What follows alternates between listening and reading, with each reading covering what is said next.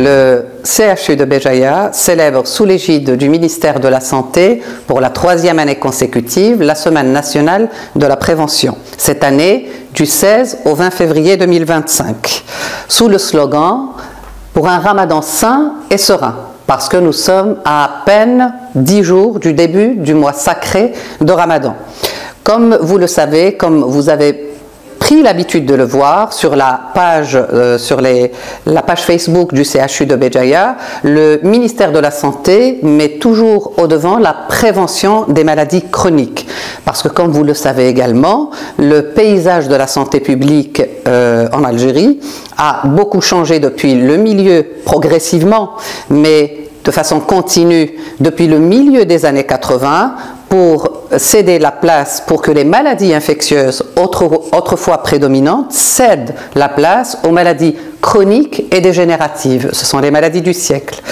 Et donc, c'est le mois sacré de Ramadan est également connu pour être le mois de tous les excès alimentaires. Raison pour laquelle, cette année, le ministère de la Santé a privilégié la sensibilisation du grand public au changement des habitudes alimentaires.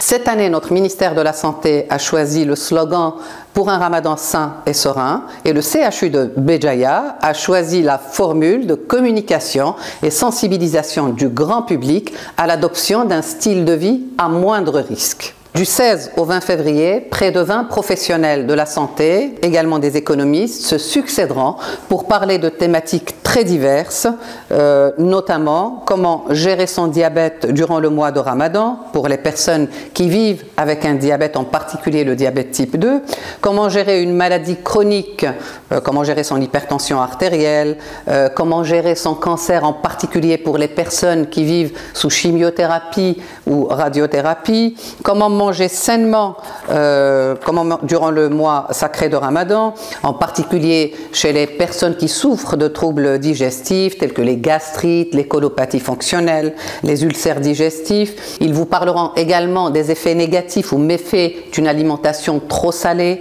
trop sucrée, trop grasse. D'autres professionnels interviendront pour parler du suivi de la grossesse, comment gérer sa grossesse durant le mois sacré de Ramadan, comment allaiter son nourrissant, comment éviter les grippes saisonnières parce que nous sommes en pleine saison de grippe. Le Ramadan est connu pour les regroupements familiaux, mais aussi les regroupements dans les mosquées. Donc les professionnels vous parleront de prévention de la grippe justement, comment adopter le mieux les mesures barrières pour éviter d'être contaminé, en particulier durant ce mois sacré, pour passer justement un mois de Ramadan sans maladie infectieuse.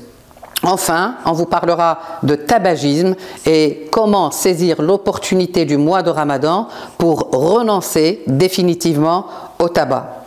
Il sera également question d'activité physique, d'activité sportive, comment adopter ou comment continuer à pratiquer du sport lorsqu'on a l'habitude de le pratiquer, ou quelle justement activité sportive est la mieux adaptée à votre condition physique et à votre maladie, si vous avez une maladie, si vous souffrez d'une maladie chronique.